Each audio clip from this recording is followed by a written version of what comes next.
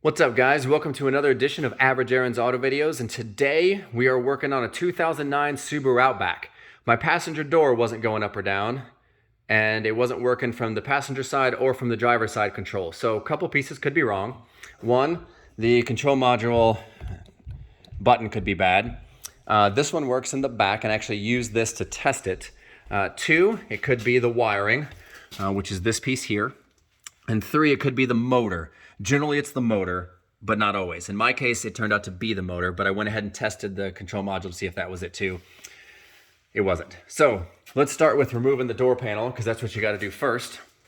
Now, you can grab a little pry tool, like a small Phillips head screwdriver, and you're going to need to get, let's see, let me get my head out of the way. You can either put a flathead screwdriver in there. That one's kind of hard. You'll see some videos recommend that. I recommend reaching right in here and getting right under there and popping it out that way. It comes off real easy. Voila, this is from the front. It has those kind of clips on the back. So 1, 2, 3. Then you'll need to get after the door handle. To do this, I use this little pry tool that I broke on a previous job. Get it down underneath here and then kind of pry up. You can use a flathead screwdriver too, but you just might damage your trim. Just be careful.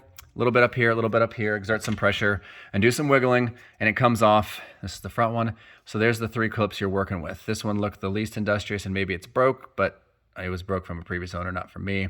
Anyway, the bottom one was the easiest to get off first and then I was able to get better leverage on the top. So that's how I got that off. From there, you'll apply the body paneling off all the way around. Just reach in there and grab it. It's just a couple of push pins, not a big deal. You just heard me push one back in. That's literally how they come out. And you'll go along the bottom and then this side, and then you'll just lift up on the door and it comes off. Now from there, you're gonna have a couple of wires, one to the window, and then for the front, you'll have one to the lock. You'll have one to the light down here. So let's see what those look like. So here's the one to the window. That was the easiest to get off. Here's the one to the lock, and then here's the one to the light down below. You'll also have the cables for the manual lock and door handle. And this just looks like this. So these cables are gonna be inside a little black box and it literally just like pull the back off like this and you'll expose these and you rotate them, pull off, do it to both of them and you got them. Now you'll see a lot of connectors on here. Go ahead and disconnect them because ultimately you have to do that anyway. So we have 1, 2, 3, 4, 5, 6. You've got all those. So you'll be good. I'm sorry, 7 because you got this guy too that I plugged back in. Once you get those off, we can start taking apart some other portions of this. So you'll see some videos where it's like, hey, I'm removing the window regulator, so lower the window to get this part out easier. Well, my problem is the window didn't lower. So I recommend following the steps that I've done. So you'll come over here, remove these two 10 millimeters, and then also these 8 millimeters here. But to get access to those, there is this little piece of plastic that sits over them like this. You can very easily just pry that off and it comes off la-di-da-di like that. And then you'll need to remove this piece as well. It just helps get things out of the way. And then you've got 1, 2, and there's a 3rd screw back here. Dropped it. Good luck getting an 8 millimeter in there, but I used a Phillips and was able to get it. So I'm gonna put that back in there so I don't lose it. Okay. From there, once you get that off, you'll probably have to deal with the vapor barrier at this point. And the vapor barrier is this piece of plastic that has this really nice, awesome, sticky black stuff, which is fun to deal with. You just gently pull it off, use a little razor blade, go around the edges and pull it. I'm sorry, before you do that, you have to remove these speakers. There's 2 screws here for the speaker and 3 screws here. Then you can get after the vapor barrier. Just route these cables out of there. Be careful not to rip it, unplug everything. These 2 harnesses up here, they actually have their own clips into the back right here. So you have to pull these out as well before you get to the vapor barrier. And this one up here, it looks like it clips at the bottom and the top. It's actually just the top that comes out. Tricked me for a minute. Then you can pull the vapor barrier. Set it somewhere where you're not gonna mess it up and then carry on.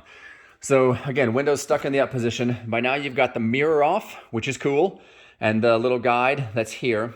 These 2 12 millimeter bolts go to this black track right here for that guides the window on here. Now, one of the interesting things is the glass is actually, when it's down, is actually over on this side of the track, but you'll see a little guide.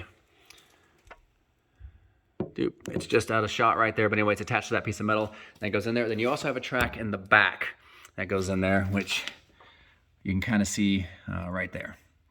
So that's going to be a portion of it. You also have these two window guides. It's got this nice soft material here. So you need to remove these two 10 millimeter. They come right off. So now these are off. You've got your mirror disconnected. Here I recommend getting a friend, and you're going to want to pop this off too gently, because there is a trim retaining piece right here. This screw, once it goes down, this is connected to this piece of trim, so it kind of help what keeps water out of there. And if it's stuck in the up position, you can't get that off until you disconnect other things. So that's where you're going to need a friend to do this. So there's 4 screws right here and 2 nuts right here, all 10 millimeter. On the part that corresponds to 1, 2, 3, 4, and then this free swinging bar like this, doop, moves around. Now this X actually can cross and go all the way down like this as well too. So you'll see it moves. It's pretty neat design, but it's mounted in the center right here, and then the X goes to the top and the bottom, and that's how the window works. Simplified version, of course. So once you've got those removed, the mirror stuff removed up there, go ahead and have a friend come, and then I would disconnect these 2 first, then these 2 bottom ones, then this one, and then I did this as the last one, and that was kind of helpful. So once you get to that point, the window should easily move within the track. And as you look at the thickness of the window going along here, this portion right here is a little thicker. So you will wiggle this window up and out. It'll come out of the track, and you'll kind of tilt this way and tip it, and then guide this front guide rail attachment there. It needs to come out through here. So you're gonna have to like tip it like this, like tip the rear side of the window up and then guide it out. You'll see when you're doing it what it looks like when you get to it. From there, you can get to the remaining portions as the window's tilted. So that means you have access to this 10 millimeter bolt, and then you can lift this trim piece up to help get it out. Also at this point, the regulator is still attached to the window. So this big piece of metal is still attached, and it's not gonna come out of there that easy because it's designed to come out of this hole. And I'm sorry, there's a big piece of plastic that covers this. Goes here like this, it's behind the vapor barrier. You'll need to pull this off too, ultimately, my bad. Once you get the window up and you're maneuvering it, there's a couple of bolts you gotta get access to, and they both revolve around. The window will attach to this railing right here and right there. So right now, those pieces are up in there, right there. That's a 10 millimeter, but once you wiggle this around, you can get it out. And you actually can get this one now. It's the one on the other side, like, how in the world do you get in there on that? You can't. So that piece took a minute to get off, but again, once you tilt the window, you'll have it like tilted up and out, and then you'll have to get that 10 millimeter off, and then everything will come out of there just fine. From there, you'll replace it and and you'll see that the regulator will kind of drop to the bottom. Pull it out, and I'm going to do a quick pause so I can show you what this looks like as once you move the railing to the bottom. All right, so as you can see, it moved to the bottom. No big issue. This is the side you want facing out. This allows you to get this piece up there mounted in the bracket. You can turn this. Also, you just got to wiggle it to get it in there, and it doesn't look level when it's put in, and that's okay. The window does kind of come down at a tiny bit of an angle. What you're going to want to do first is obviously set the window aside, put your new piece in, and line up those 2 screws first, and then line these up and kind of loosely put all the bolts in. Once you get them in place, don't tighten them down all the way, just do hand tight, get it in there. And then what I did was I plugged this in, and then I brought the door back up and I plugged this in. I turned the key to the, I didn't start the car, but turned it to where it supplied power. From there, I just did a small test to make sure that it worked. It did work, thank goodness, which made me realize I solved my problem. So I did a small test, which was good. So once I tested it before I got the window in there, that was good. And then I kind of put the window regulator in the down position, just kind of let it walk itself down because I had it bolted in here, put it down, and then I tightened everything, disconnected the door panel, left this in there, and then dropped the window in. And then I was able to connect the bottom screws there and there.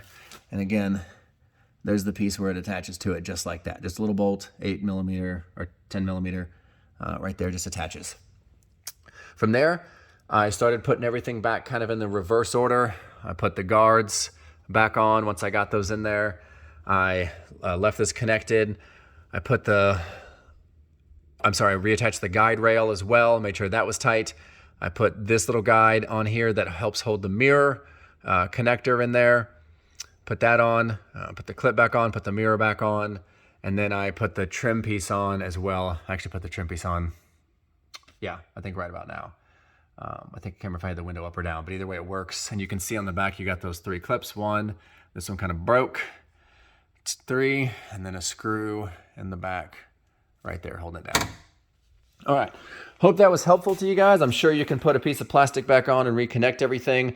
Don't forget to drop your door panel in from the top. You'll press those little plastic clips in that you can see the gaps for all the way around, and then you'll put those screws back in where the door handle is and where the handle is where you grab the door, and put it back together. Because y'all are, if you got it this far, you can definitely get it back together. But please take your time. Slow and steady wins the race for this, and always test the mirror at intervals if you have any questions before you put the panel back on. That way you don't have to take everything back off in case something fell or whatever. And then also make sure you've tightened up everything before you put this back on here, because like I still got this loose, and you want to do that before you button everything up. Make sure you also run your cables outside the plastic correctly and have someone to help you do that. And if you got any questions, please post them in the comment below. Hopefully this video was helpful. Please hit like and subscribe if it was, and we'll see you guys next time.